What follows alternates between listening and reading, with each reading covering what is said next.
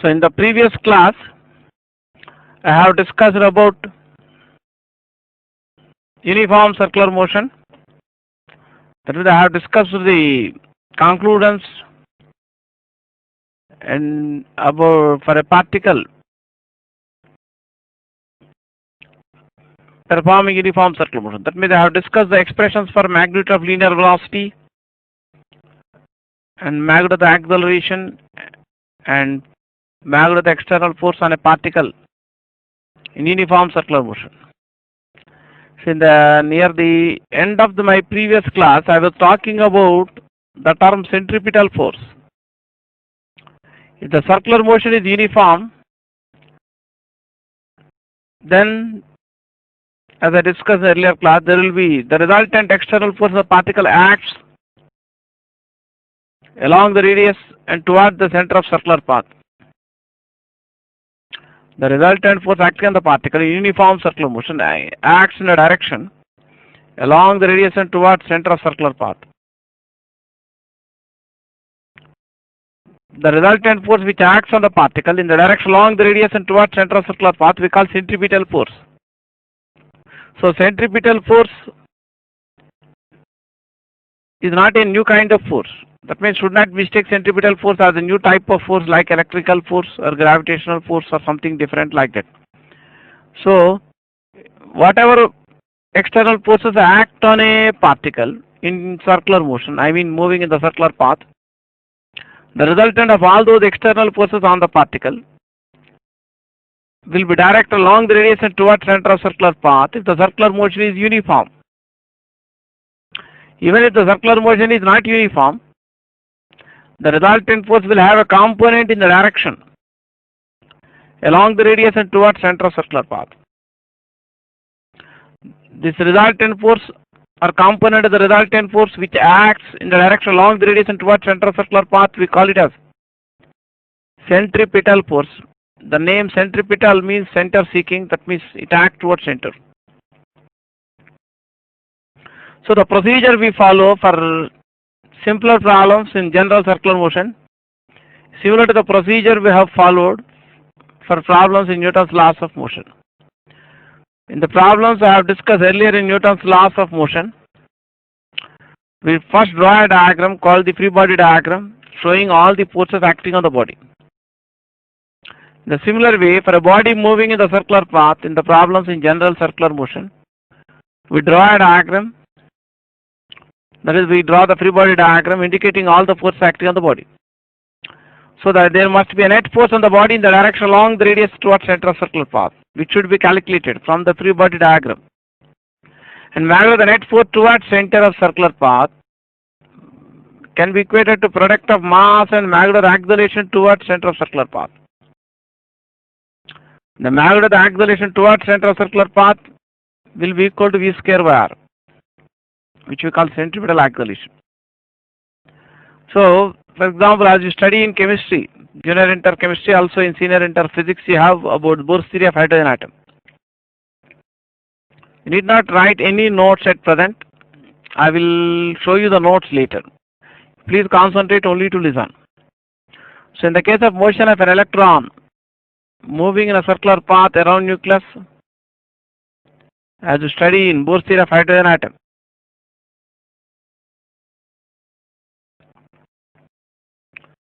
so as you studied in chemistry first year in the Bohr's theory of hydrogen atom, that in the electron in a hydrogen-like atom moves in a circular path around the nucleus, which is positively charged. So, as I discussed in the previous class, that a force is required to keep the particle moving in the circular path in uniform circular motion. The force required to keep the particle moving in the circular path can be called as centripetal force as it acts towards center. So in this case, the electrostatic force of attraction exerted on the electron by the nucleus acts towards center of circular path in which the electron moves. That means in this case centripetal force of the electron is equal to electrostatic force on the electron by the nucleus. If you consider the motion of a satellite, later we discuss in gravitation also, which moves in a circular path around the earth near its equator, in the equatorial plane of the earth.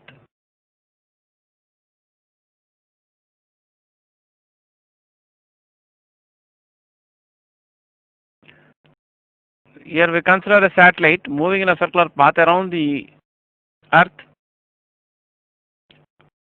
such that center of circular path coincides with center of the earth, and plane of the circular path lies in the equatorial plane of the earth. And the gravitational force of attraction on the satellite by the earth act towards center of the circular path.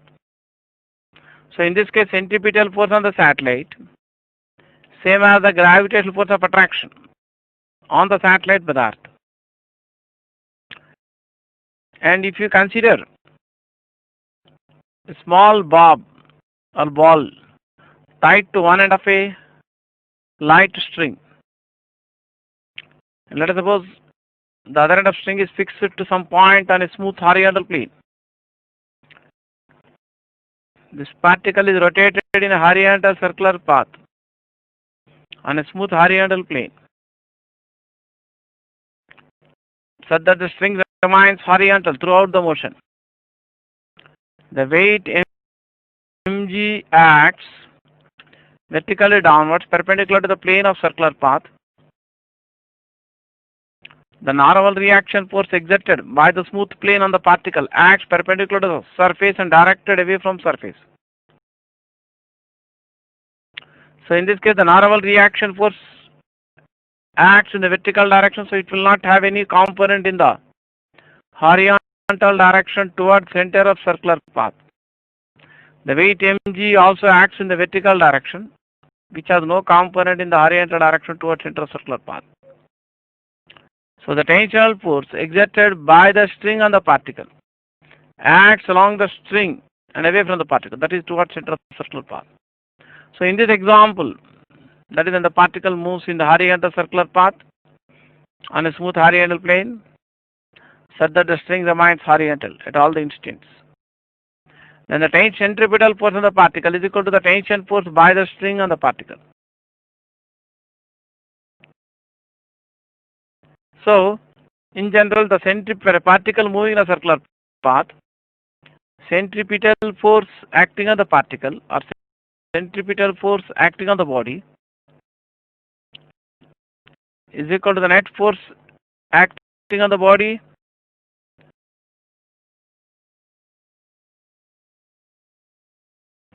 any example in general circular motion. Centripetal force acting on the body is equal to net force acting on the body towards center of circular path, which has to be found from the free body diagram for the body.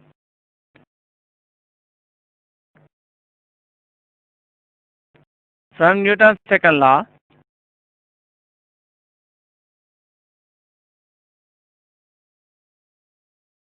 the magnitude of the resultant force on the body in the direction along the radius and towards center of circular path is equal to product of the mass of the body and magnitude of the acceleration towards center of circular path. Magnitude of the acceleration towards center of circular path is equal to v square bar.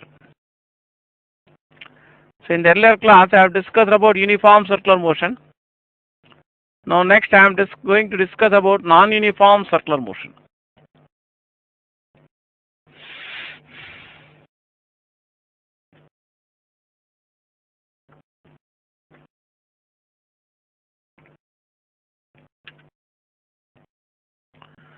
So as I discussed in the earlier class, previous class, if the particle moves in circular path with uniform speed, then the circular motion is said to be uniform.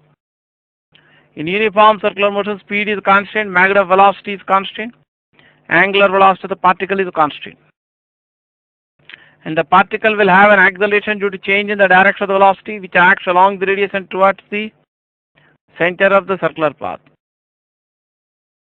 if the speed of the particle moving in the circular path is not constant,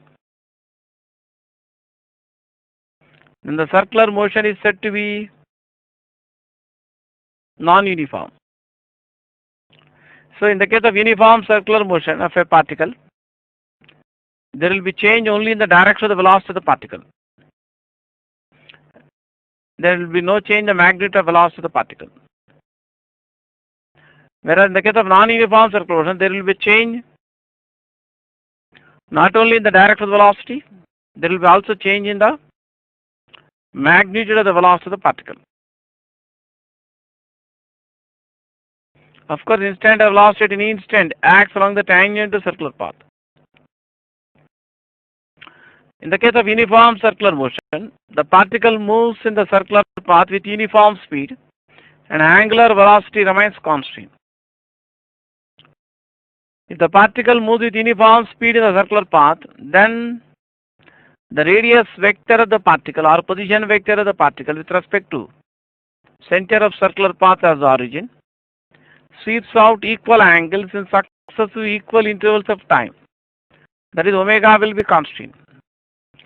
But in the case of non-uniform circular motion, the particle moves with non-uniform speed. The speed is not constant, then magnitude of angular velocity will keep changing.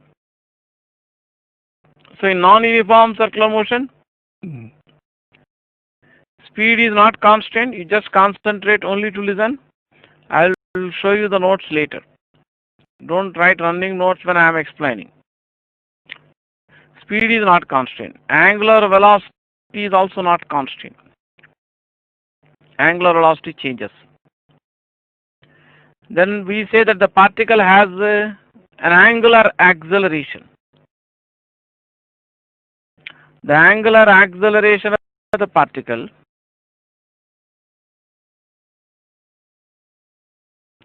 is defined as rate of change of angular velocity of the particle. So the average angle is denoted by alpha. If delta omega is the change in the angular speed in a time interval delta t for the particle moving in the circular path, then magnitude of the average angular acceleration for the time interval delta t, we write delta omega by delta t. So instantaneous angular acceleration, we write alpha equal d omega by dt. Of course, in uniform circular motion, we write omega as theta by t because omega is constant.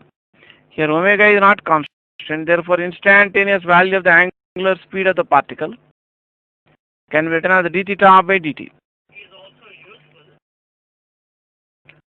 D theta is the angular displacement of the particle for the during the infinitesimally small interval of time dt. Angular speed is expressed in radian per second. Angular acceleration will be expressed in radian per second square.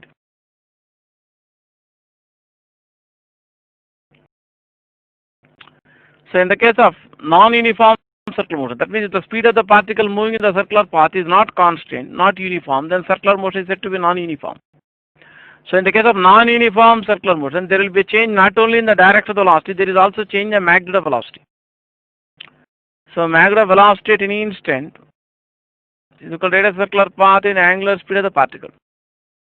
So there will be an acceleration due to change in the magnitude of this tangential velocity.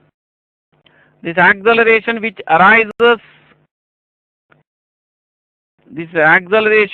arises due to change in the magnitude of the tangential velocity is called tangential acceleration. So magnitude of the tangential acceleration, don't write the notes now, just concentrate only to listen, and will be shown the notes later. So magnitude of the tangential acceleration denoted by small a subscript t, that we write dv by dt.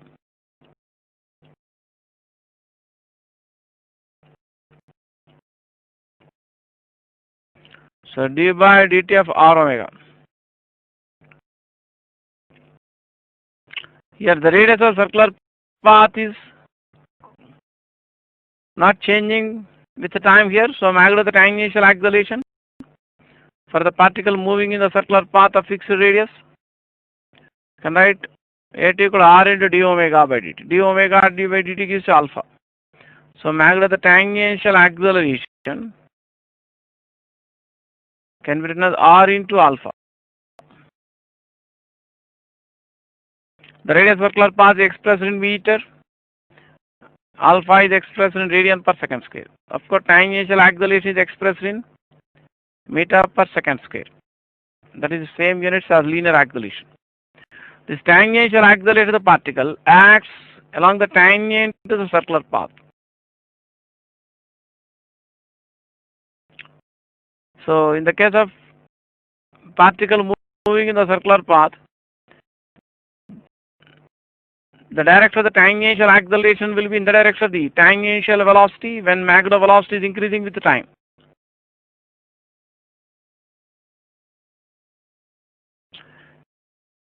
When the magnitude of velocity, when the direction of the tangential acceleration is opposite to the direction of the tangential velocity, then magnitude of velocity will be decreasing with time. Of course, just like in uniform circular motion, here also there will be an acceleration in the direction along the radius and toward the center of circular path, which we call radial acceleration. This radial acceleration arises due to change in the direction of the velocity of the particle. So the component of the resultant linear acceleration, which acts along the tangent to the circular path, is called the tangential acceleration. The component of the resultant linear acceleration, which acts along the radius of circular path and towards the center of circular path, is called radial acceleration or centripetal acceleration. So magnitude of the radial or centripetal acceleration, denoted by A subscript r, which will be equal to v omega, which I discussed in the previous class. We can also write as v square by r, or you can also write r omega square. This radial or centripetal acceleration arises due to change in the direction of the velocity of the particle, whereas the tangential acceleration arises due to the change in the magnitude of velocity of the particle.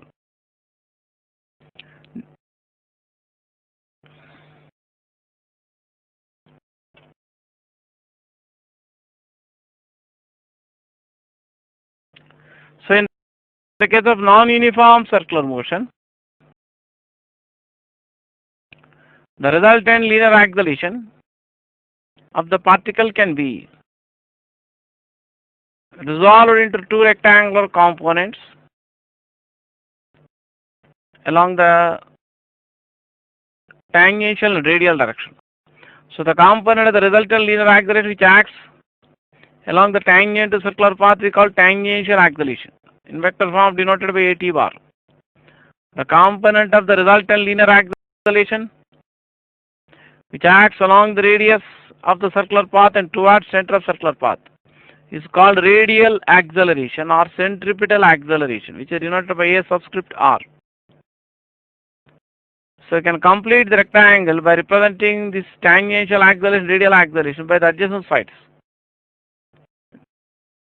in the graphical representation. The diagonal of the rectangle represents the resultant linear acceleration of the particle. So in vector form, the resultant linear acceleration of the particle can be written as A bar equal to at bar plus AR bar. So magnitude of the resultant linear acceleration of the particle is given by square root of at square plus AR square, because the at bar is perpendicular to AR bar.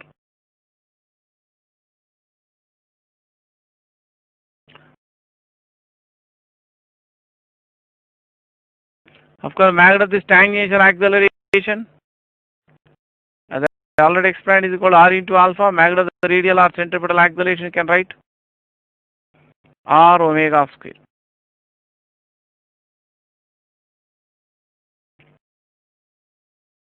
So magnitude of the resultant of all the external force acting on the particle from Newton's second law can be written as product of the mass of the particle and magnitude of the resultant linear acceleration of the particle. So magnitude of the resultant linear acceleration of the particle can be written as root of at square plus ar square. Or we can write magnitude of the resultant external force on the particle is under root of ft square plus fr square, where ft represents the component of the resultant force which acts along the tangent to the circular path, which is given by mass into tangential acceleration. And Fr represents, F subscript R represents the component of the resultant force on the particle which acts along the radius and towards the center of circular path.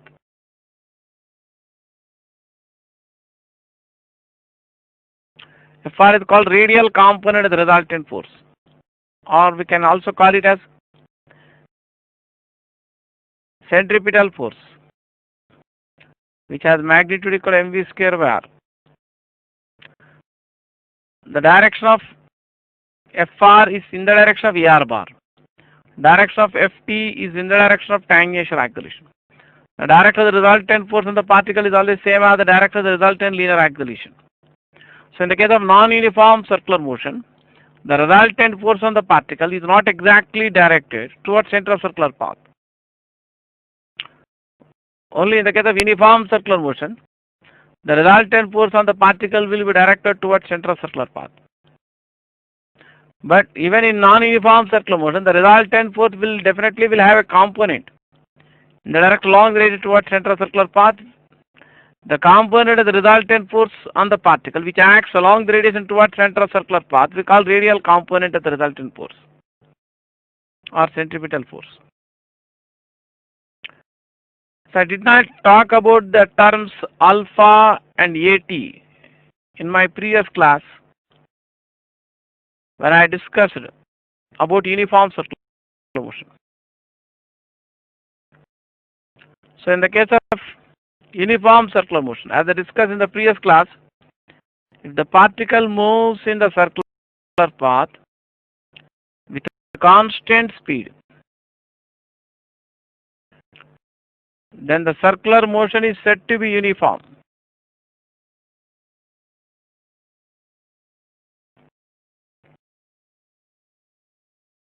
So in the case of uniform circular motion, the magnitude of velocity is constant. Angular velocity will be constant. That means I am going back to the uniform circular motion once again. An angular acceleration alpha can be written as d omega by dt. When omega is constant, means there is no change in angular velocity, or we can say rate of change of angular velocity is 0, angular acceleration will be 0. So angular acceleration alpha will be 0 for the particle in uniform circular motion. The magnitude of the tangential acceleration, we write r alpha. When alpha is 0, magnitude of tangential acceleration is also 0. That means the angular acceleration alpha and tangential acceleration at exist only for the particle in non-uniform circular motion. That's why I have not discussed these two terms, alpha and at, in my previous class when I discussed about uniform circular motion. Because angular acceleration alpha exists only when the circular motion is not uniform. Tangential acceleration exists for the particle moving in the circular path only when the circular motion is not uniform. So when tangential acceleration is 0, magnitude of the resultant linear acceleration is same as magnitude of the radial acceleration. If AT is 0, A equal to AR is equal to V square bar. And magnitude of the resultant force, external force on the particle means same as the magnitude of the centripetal force in the case of uniform circular motion. So next I am going to summarize the discussion I have done so far about non-uniform circular motion. That means I am going to show you the notes for what I have so far discussed for non-uniform circular motion. So those who are writing the notes, please get ready with your notebook and pen. So I am going to show you the PowerPoint presentation of the discussion about non-uniform circular motion. That means I am going to show you the typed or form of the notes for non-uniform circular motion. So now come on, look at the screen. So I am going to show you the notes for non-uniform circular motion. That is, I would like to summarize the discussion I have done so far in this class about non-uniform circular motion.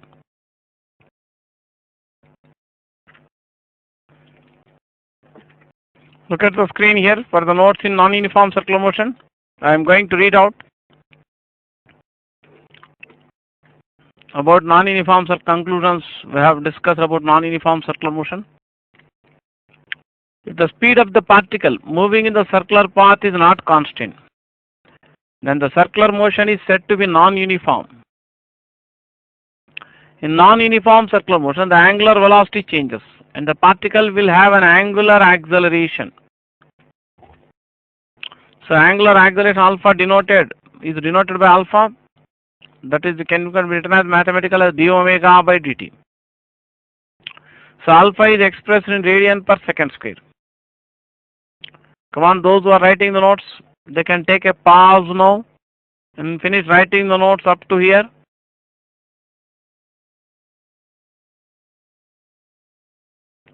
Next, I am going to show you the notes or continuation for this.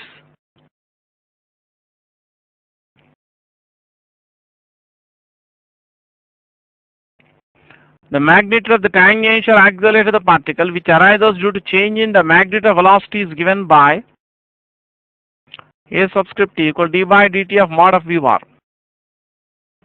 That is d by dt of r omega. Because radius circular path does not change with time. So r into d omega by dt. Or we write AT equal r alpha. So those who are writing the notes, they can take a pause and finish writing the notes up to here, where r is the radius of circular path. Take a pause and finish writing the notes up to here.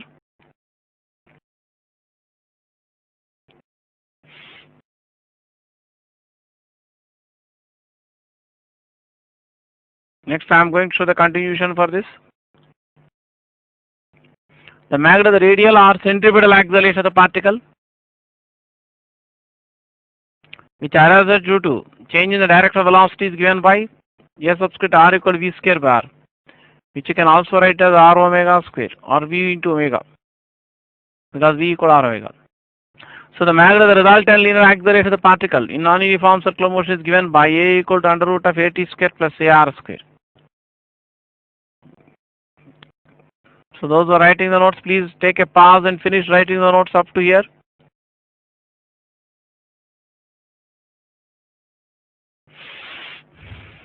I am going to show the continuation for this.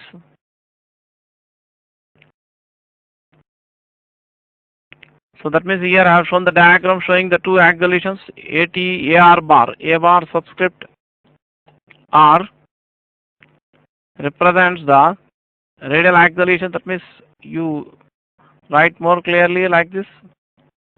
A bar subscript R. And A bar subscript T represents the tangential acceleration which acts along the tangent to the circular path. This A bar represents the resultant acceleration, linear acceleration which acts along the diagonal of the rectangle formed by these two vectors AT bar and AR bar by the adjacent sides. So magnitude of the resultant external force of the particle is given by F external equal to META. Here M is the mass of particle. Can write A equal root of AT square plus AR square. or this can also be written as under root of ft square plus fr square, where ft equal m into at and fr equal m into ar or mv square by r. Come on, finish writing the notes up to here.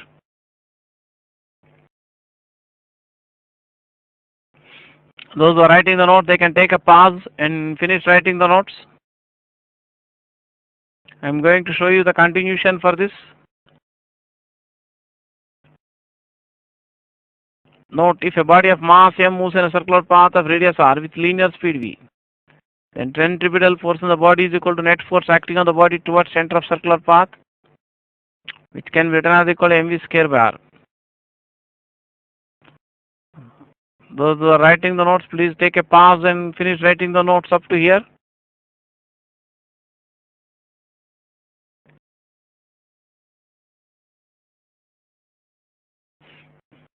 Next, I am going to discuss some applications of general circular motion. So, one of the applications of general circular motion, examples of general circular motion which you find in number of questions in the earlier entrance exam papers at the All India level, are conical pendulum. So, here the name conical pendulum does not mean that there is a solid cone in this example. That means you take the ordinary simple pendulum. That means a ball or bob, a spherical bob or ball may be tied to one end of a string and it is rotated in a horizontal circular path. The simpler way you can observe is that to take a small ball or bob tied to one end of a thread or string which does not elongate much, then hold the free end of string with your hand and rotate it above your head, of course, so that it does not hit your head, in a circular path above your head, and try to see that you try to rotate with nearly uniform speed. You can observe that the string can never remain perfectly horizontal. Of course, we are going to discuss the reason, mathematical explanation for that. So, when that means here conical pendulum is the bob of simple pendulum is rotated in a horizontal circular path such that the string makes a constant angle theta with a vertical. Then we call it as a conical pendulum. That means the bob moves in a horizontal circular path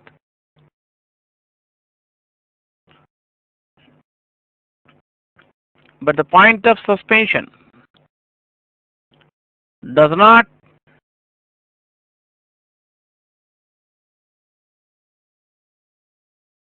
coincide with the center of circular path. The point of suspension will be at some vertical height h above the center of the circular path. That word denotes center of circular path. That means the bob of the, that is one ball or bob is tied to one end of a string of some length L, like a simple pendulum. The other end of string is fixed to some point S called point of suspension here, and it is made to rotate in horizontal circular path here, so that the string makes some constant angle theta with the vertical. Then the string of the pendulum describes a conical surface. That means there is no solid cone in the figure in the present discussion. The string moves on the surface of an imaginary cone with semi-vertex angle theta. That means the string describes a conical surface. So if it rotates fast, then it appears to move on the surface of an imaginary cone. That small r denotes the radius of circular path. So I am going to find the time period of revolution in terms of this length L of the pendulum and the angle theta which it makes with the vertical. And first we write the expression for centripetal force on the bob. Now with respect to laboratory frame of reference,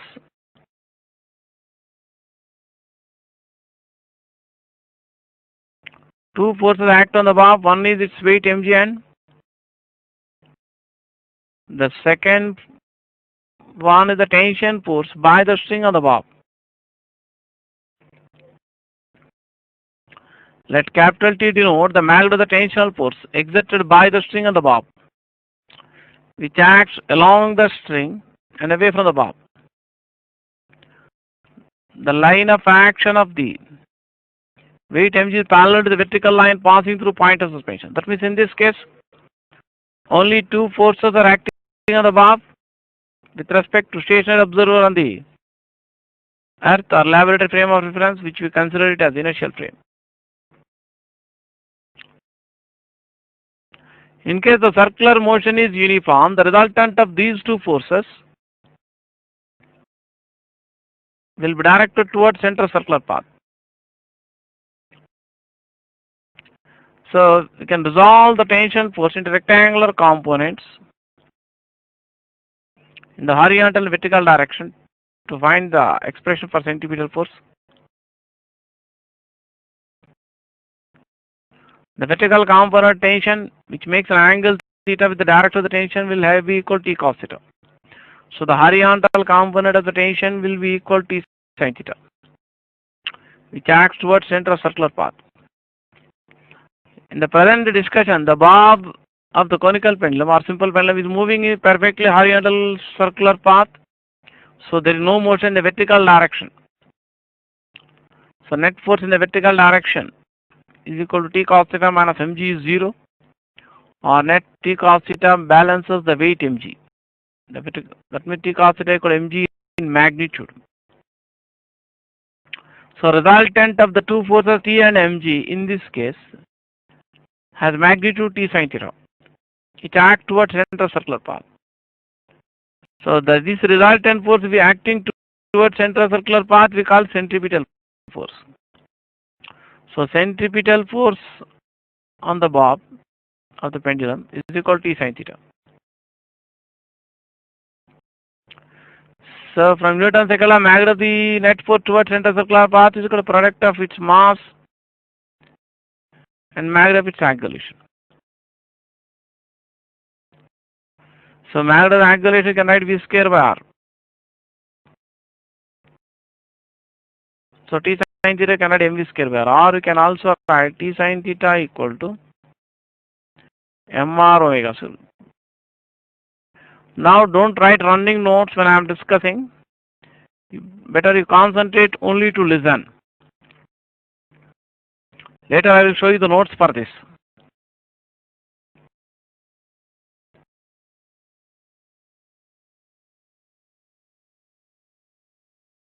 So I can divide one equation with the other. Divide T sin theta by T cos theta. That you can write mv square by r divided by mg. So you can write tan theta equal to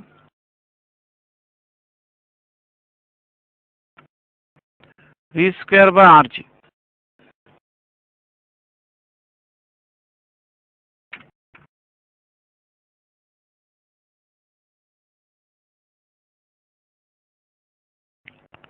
So this you can also write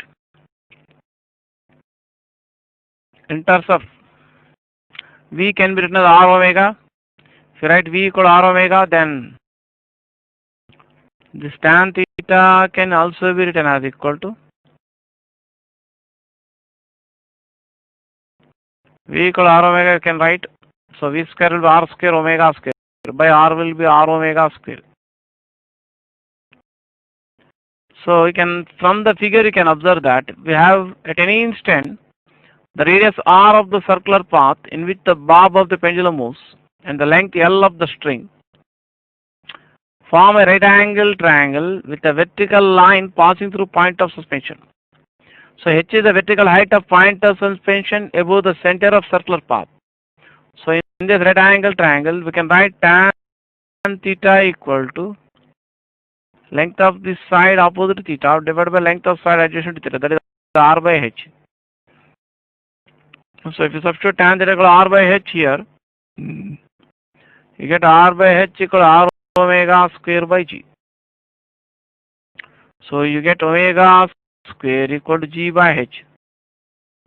So angular speed omega can be written as g by h. You can also express h in terms of L and theta. So in the right angle triangle, you can write cos theta equal to h by L. So h can be written as L cos theta. So time period of revolution of the bob of the conical pendulum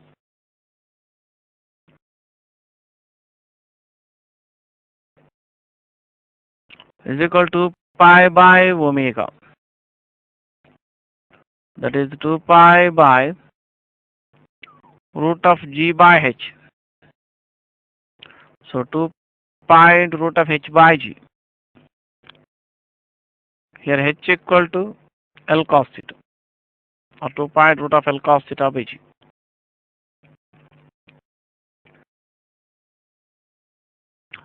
In case, see, if you increase the speed and if you try to see that if you increase the value of theta,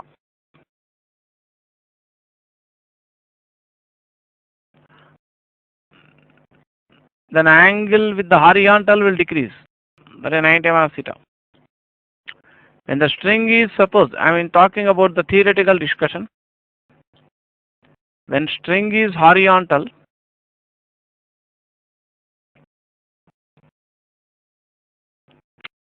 theta will be 90 degrees. So in this equation, t cos theta equal mg, you can write t equal mg by cos theta. So when string is horizontal, you can write t equal mg by cos 90 degrees. Cos 90 degrees is 0. So mg by 0, which is infinity. That means if the string is perfectly horizontal, so that the bob moves in the horizontal circular path in air without any mechanical support on the horizontal plane, that means not on a smooth horizontal plane, then tension will be infinity, which is not possible. That means it is not possible to keep the string perfectly horizontal in the theory of conical pendulum. The string is perfectly horizontal, the weight mg will not be balanced because the tension will have no component in the vertical direction if the string is perfectly horizontal. So I would like to show you the notes for the same discussion which I have done just now. So look at the screen. Those who are writing the notes, get ready with your notebook and pen. I am showing the notes on the screen. You can start writing. I will once read it out. Consider bob of a simple pendulum moving in a horizontal circular path of radius small r, such that the string makes a constant angle theta with a vertical, with the point of suspension at a vertical height h above the center of circular path. The length L of the pendulum describes a conical surface. So those who are writing the notes, they can take a pause and finish writing the notes.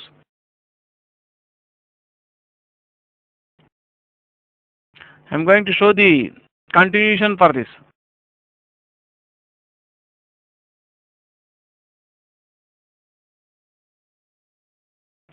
So as I already shown in the diagram earlier, again I am showing to show the same diagram. You can start, those who are writing the notes. Please take a pause and finish writing the notes. Vertical component tension T cos theta will be equal to mg in magnitude. Call it the equation 1. Centripetal force will be equal to T sin theta in magnitude. That can be written as mv square by r. Those who are writing the note, they can take a pause and finish writing the notes. I'm going to show the continuation for this. This is the diagram. Or T sin theta can also be written as mr omega square or T sin theta by T cos theta. You get mv square by r by mg, or tan theta equal to v square by rg, or tan theta equal to r omega square by g. If you substitute v equal to r omega, you can substitute tan theta equal to r by h. So those who are writing the notes, please finish copying the notes. You can take a pause and copy the diagram and copy this working.